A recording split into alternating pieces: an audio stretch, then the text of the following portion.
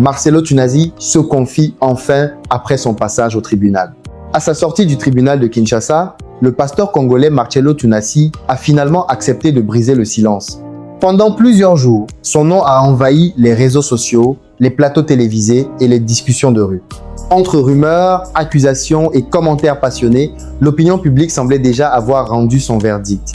Mais cette fois, face aux caméras, l'homme d'église a choisi de parler non pas depuis une chaire, mais depuis le parvis froid d'un palais de justice où il venait d'être longuement auditionné.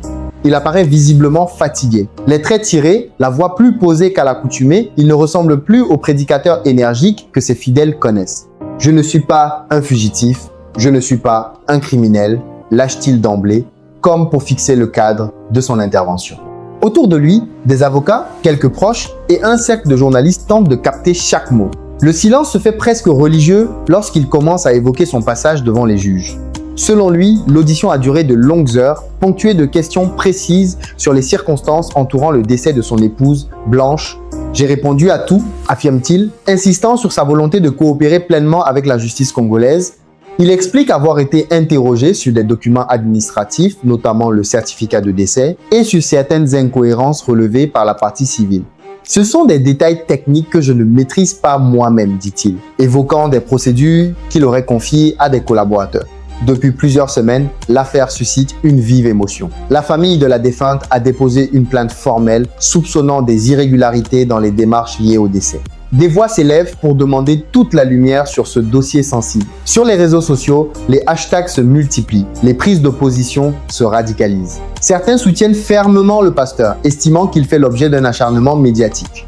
D'autres réclament justice et vérité, convaincus que des zones d'ombre subsistent.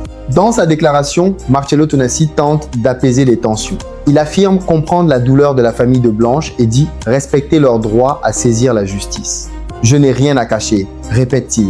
Pourtant, un moment de flottement survient lorsqu'il est interrogé sur la date exacte du décès. Il reconnaît avoir eu des difficultés à s'en souvenir précisément lors de l'audience. « J'ai traversé un choc émotionnel immense », explique-t-il, évoquant un traumatisme qui aurait affecté sa mémoire.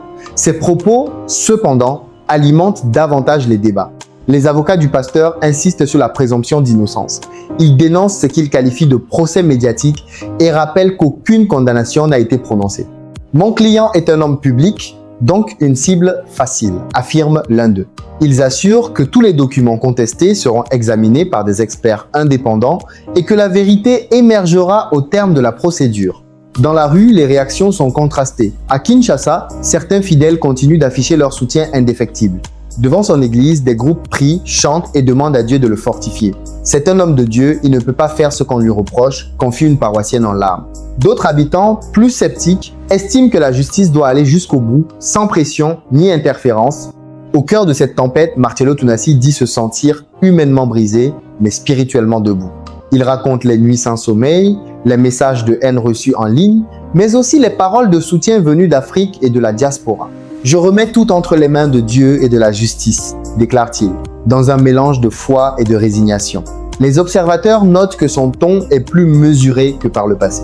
Pas de déclaration enflammée, pas d'attaque directe, une posture plus prudente, sans doute conseillée par ses défenseurs. Chaque mot semble peser, chaque phrase calibrée. L'objectif, selon des analystes, serait de restaurer son image publique tout en évitant d'influencer le cours de l'enquête. L'affaire dépasse désormais le cadre strictement judiciaire. Elle soulève des questions plus larges sur la responsabilité des leaders religieux, la gestion des crises médiatiques et la place de la transparence dans les institutions confessionnelles.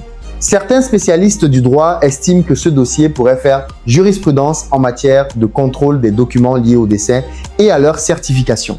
Interrogé sur l'avenir de son ministère, le pasteur assure qu'il continuera à prêcher. « Mon appel ne dépend pas des tempêtes », dit-il. Toutefois, des sources proches de son entourage reconnaissent que certaines activités ont été suspendues le temps que la situation se clarifie. Des partenaires auraient pris leur distance, prudents, face à l'incertitude. Sur le plan personnel, il évoque sa douleur de veuf. On parle de procédure, mais on oublie que j'ai perdu mon épouse, confie-t-il, la voix tremblante. Il affirme que les spéculations ont ravivé une blessure encore vive. Chaque accusation est comme un couteau dans une plaie ouverte. Cette dimension humaine, souvent éclipsée par le tumulte médiatique, réapparaît dans ces mots. Du côté de la famille de Blanche, le silence domine pour l'instant. Leurs avocats se contentent de rappeler que la procédure suit son cours et qu'ils attendent des réponses claires. Ils affirment que leur démarche n'est motivée ni par la vengeance, ni par la publicité, mais par le besoin de comprendre certaines incohérences. Les prochaines semaines s'annoncent décisives. Des expertises pourraient être ordonnées, des témoins supplémentaires entendus. Le parquet devra déterminer s'il existe des éléments suffisants pour aller plus loin. En attendant, l'opinion reste suspendue au développement judiciaire. En quittant les lieux, Marcello Tunasi s'arrête une dernière fois face au micro. « Je fais confiance à la justice de mon pays », dit-il calmement. Il appelle à l'apaisement, à la retenue et demande à ses fidèles de ne pas céder à la colère. La vérité n'a pas besoin de violence pour triompher. Son véhicule s'éloigne, laissant derrière lui une foule divisée.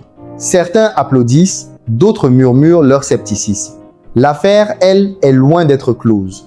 Entre foi, justice et opinion publique, le dossier Marcello Tunasi continue d'écrire un chapitre sensible de l'actualité congolaise.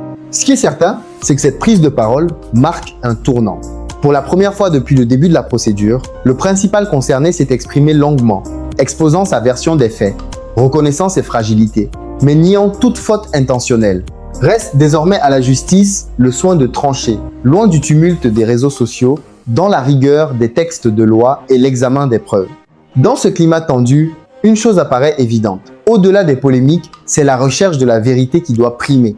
Et c'est elle, seule, qui permettra de refermer ou d'ouvrir davantage ce dossier qui tient en haleine une nation entière. Les heures qui ont suivi cette déclaration ont été marquées par une intense activité médiatique. Les chaînes d'information ont diffusé en boucle les images de sa sortie du tribunal, analysant chaque geste, chaque intonation. Des spécialistes du droit ont débattu de la portée de ses propos, tandis que des responsables religieux ont appelé à la prudence et à la retenue. Dans les quartiers de Kinshasa, l'affaire est devenue le sujet central des conversations. Preuve que le dossier dépasse désormais le cadre strictement judiciaire. Au sein de son église, l'atmosphère est lourde mais disciplinée. Les responsables ont exhorté les fidèles à éviter toute provocation ou affrontement verbal sur les réseaux sociaux. La justice suit son cours, répète-t-il, insistant sur la nécessité de préserver l'unité de la communauté. Certains membres témoignent d'une foi renforcée par l'épreuve, estimant que cette crise est un test spirituel. D'autres reconnaissent à voix basse qu'ils attendent des clarifications plus précises. Sur le plan judiciaire, les avocats préparent déjà la prochaine étape. Des documents complémentaires pourraient être versés au dossier afin d'éclairer les zones d'ombre évoquées durant l'audience.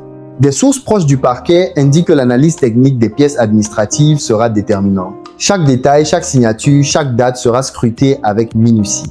Pour Marcello Tunasi, cette période s'apparente à une traversée du désert. Il se dit prêt à affronter les développements à venir, affirmant qu'il ne se soustraira à aucune convocation. « Je veux que tout soit clair.